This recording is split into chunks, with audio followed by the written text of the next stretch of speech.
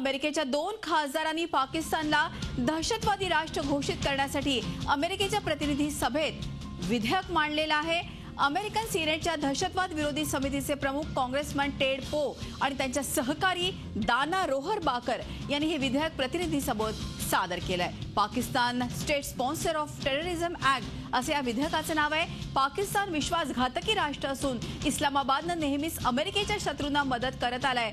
Osama bin Laden पासून Haqqani network पर्यंत सगळ्याच दहशतवाद्यांच्या अड्ड्यांना पाकमध्ये संरक्षण मिळत आहे। शिवाय त्याचे सबळ पुरावे आहेत, त्यामुळे पाकिस्तान हा दहशतवाद विरोधी लढाईतला अमेरिकेचे मित्र राष्ट्र दावा खोटा आहे असं टेड पो यांचं म्हणणं आहे।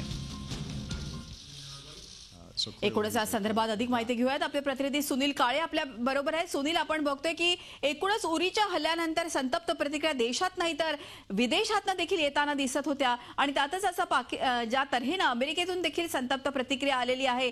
दहशतवादी राष्ट्र म्हणून त्याला घोषित करा असं म्हटलेलं आहे सिनेटनं, काय सांगाल? निश्चितच मृदुला, एक प्रकारे म्हणजे आज याला विशेष अशी गोष्ट महत्वाची म्हणजे की आज पाकिस्तानचे जे पंतप्रधान आहेत नवाब शरीफ ते संयुक्त राष्ट्राच्या आमसभेला संबोधन करणार आहे आणि त्याच पूर्वी अमेरिकेच्या 2 महत्वाच्या खासदारांनी हे बिल आणलेलं आहे काँग्रेसमध्ये, अमेरिकेच्या संसदेमध्ये, आणि त्यात सांगण्यात आलंय की एक प्रकारे पाकिस्तान हे दहशतवादी कृत्यांना सपोर्ट करतं आणि त्यामुळे पाकिस्तानला दहशतवादी देश असं घोषित करावं।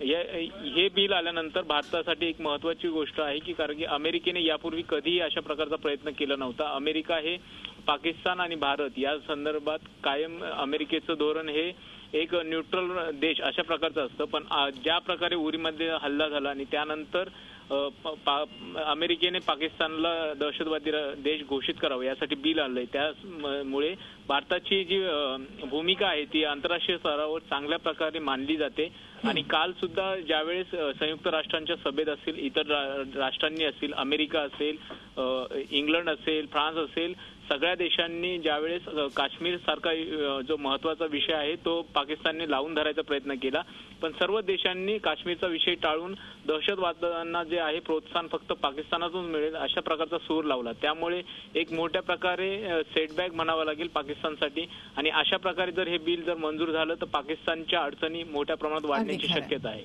धन्यवाद ही माहिती दिल्याबद्दल। सुनील काळे आपले प्रतिनिधी आपल्या बरोबर होते। झी 24 तास रहा एक पाऊल पुढे।